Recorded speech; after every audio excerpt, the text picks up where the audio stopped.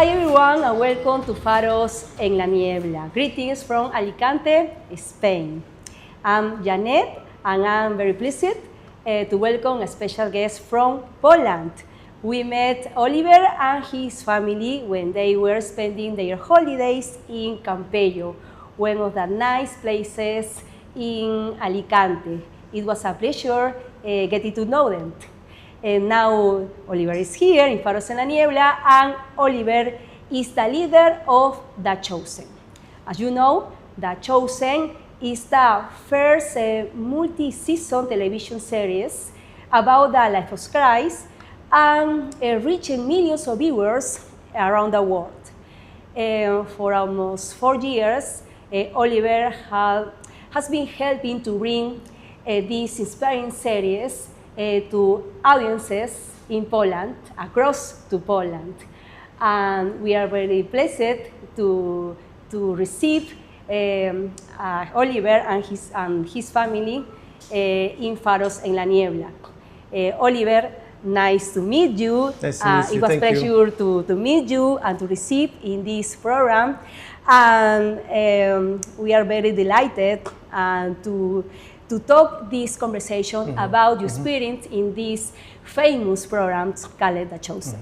But before that, I love to our audience to get to know you. Who is Oliwer? Oliwer Cieslar, no?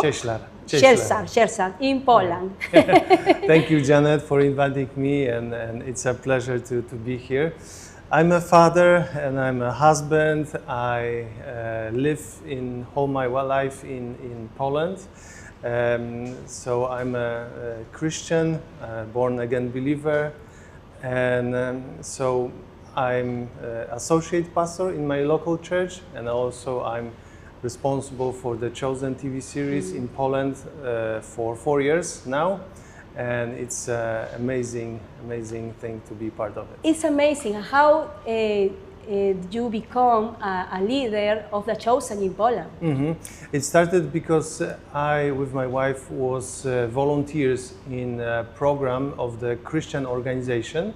And they had those activities for marriage couples and also parent and teenagers.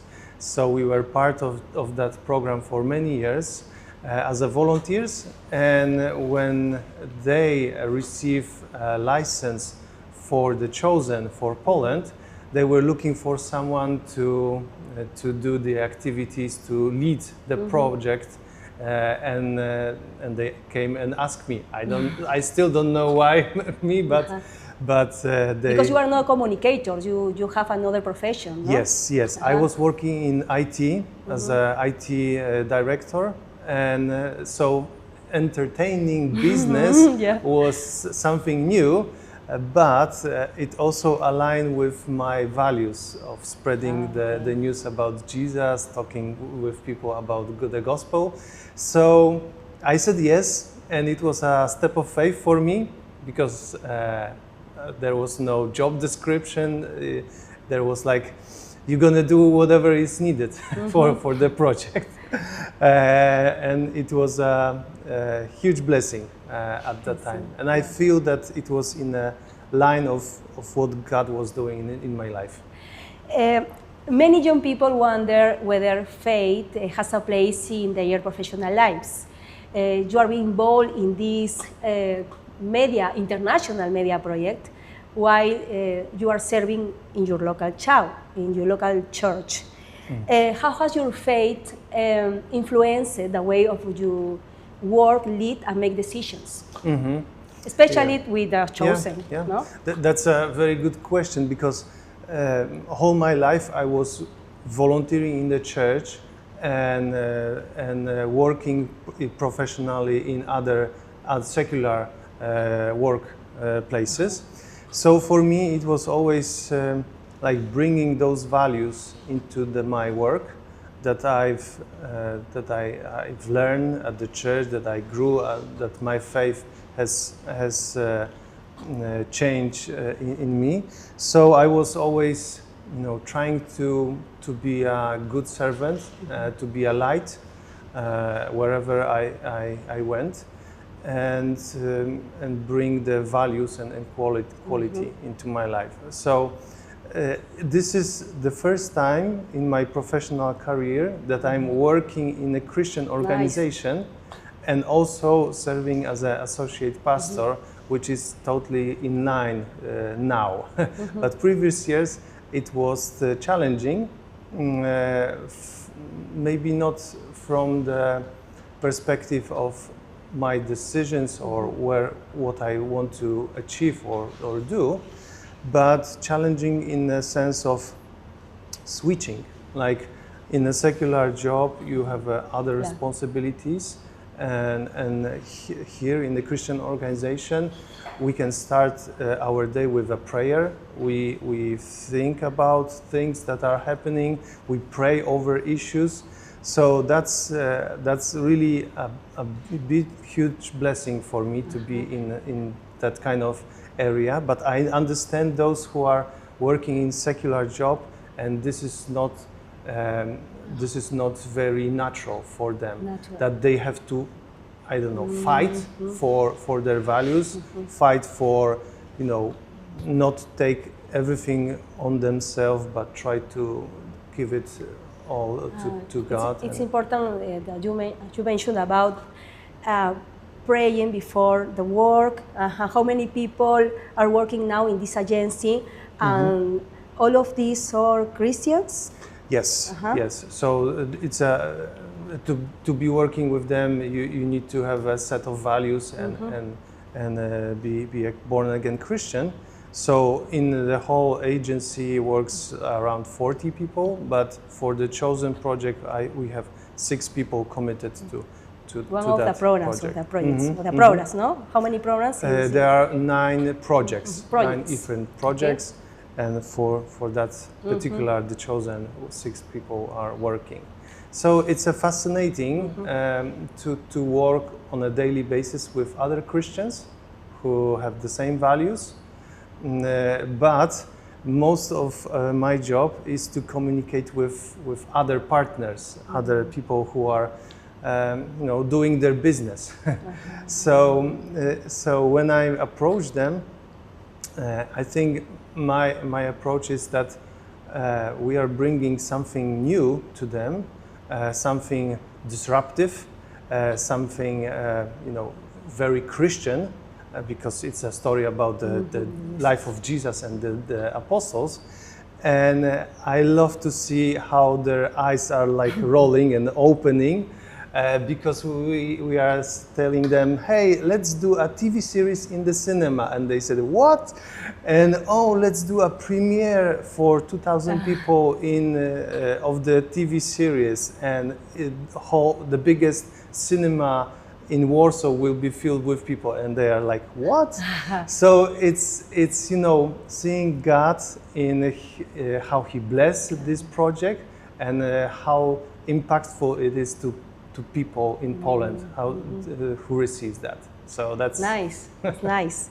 I recently learned something fascinating about your family.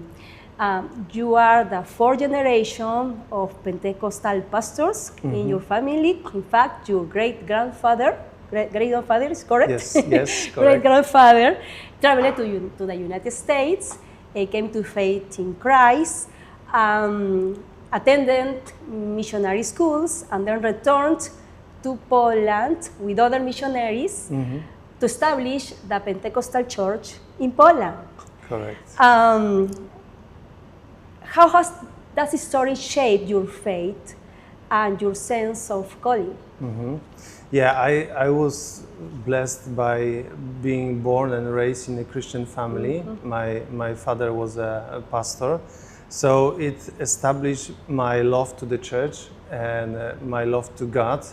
But also I had my personal struggles to receive the faith of my parents, of my ancestors. When you are young? Very young? How old? When I was 9.5 years old, I had this sense of God is calling me, and I need to respond in faith for His calling. But in the teenage years, it was different. Yes, I know. It was highs and lows.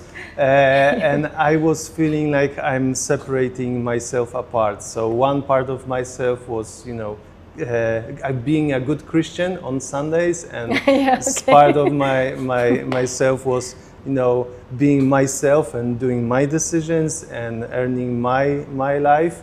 So it was like a division or split. But when I had it was 21, 22, I decided to fully commit to Christ. And I had no hesitation that my life without Him will be empty. And it will be meaningless. And my life within Him will make sense, will be positive. So I decided to follow Him 100%, and since then my life has been amazing by what He's doing in my life and how I can serve others through that. So my grandfather was leaving Poland because he wanted to earn money and he wanted to bring his family to the States. So it was purely economic reason. And when he landed in New York, he found Christians there. He found a new expression of faith, Pentecostal revival. Christians who were reading their Bible, who were studying it, who were talking about it, who were actually living by Christian values. So it made a deep impression on him, and he wanted to learn more. He went to the Bible college, and then he was not able to only receive that. He wanted to share it with others. So he decided to came back. And my grandmother, she said, instead of bringing bags of money, he bring bags of literature, Christian literature. He was giving it away. He was talking with neighbors, and that's how he spread, this new expression of faith. And he became a bishop of the Pentecostal movement, one of the movements. And his mission field was eastern part of Poland, which is now part of Ukraine, but it was his mission field, and he established a church, and he was quite a missionary, traveling a lot and how are the communities in this area of your country? What's very hard to bring this message of Jesus, or perhaps your great grandparents, for them was very easy because there are a lot of Christians in this eastern part of Poland. How about receiving the evangelism for this community? Yeah, some friends did not receive it. Some friends receive it. It's more about authenticity, that he truly lived what he was preaching. It wasn't just his occupation to be a missionary. It was part of his life. So people saw authenticity, people saw their lives being changed, and people no religion. No religion. It was like it was somebody finally explained how the faith could be expressed in life. That it's not coming to a church, but becoming a church, being a church, and before the Second World War started, there was like 20,000 members of the church. So it grew very much because of the hunger. People were looking for something authentic. People were looking for a faith that brings hope, brings peace, brings freedom, and that's how it spread it. And also very the Lord was blessing his very work. nice story. Over the last 4 years, you are working very closely with the chosen. Maybe meet actors, visited film sets, and seeing the project grow internationally. Looking back of this journey, what has been the most meaningful experience for you personally? Okay, so there was a lot of experience that Yes. that I could not imagine being present. So I visited the set, and I was in Utah and in Texas. They had two sets, and it was amazing to see the humbleness of the director, Dallas Jenkins, who, whenever he was not rolling, not shooting, he was meeting with people, with extras. Do you know Jonathan Romeo? Yes, we've met. We had in fact, he visited Poland. No? Yes, we invited him to come to the premiere in Poland, in Krakow and Warsaw, with Elizabeth Tavish. So I'm always amazed by how those people, like big figures in the entertainment business, but they are so humble, and they bring their uniqueness and they bring their authenticity and their values and their faith into the project. So it's not a new movie or next TV series, but it's something that wants to bring honor to God and bring His glory. And I'm always amazed by the things people do with The Chosen.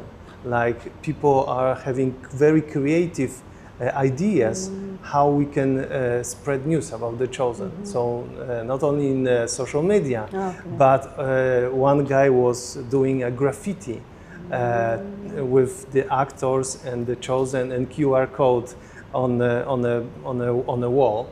Another one was another lady. She had, this sense of, I have to do something for my friends, and she went to a priest. She went to the restaurant and asked if they could present The Chosen over there during summer time. So it's amazing, and I'm always it's amazing how God is using the creativity in a show. Yes. Christianity.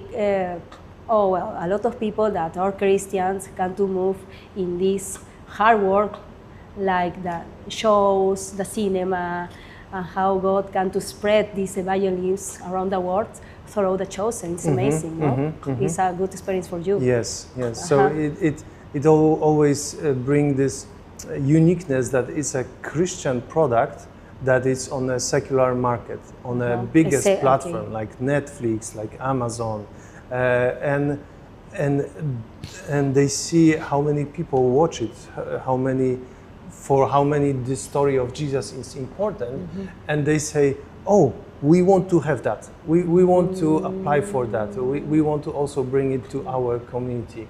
And it's a joy, and even in the public squares, we have open doors to spread gospel news about Jesus. So we did in one summer a big screening on a public city center in one of the biggest city in Poland. And there were 1,000 people who were walking by and seeing a big screen with a Jesus figure on it, and they were like, "Wow, is it happening? Is it real?" Like,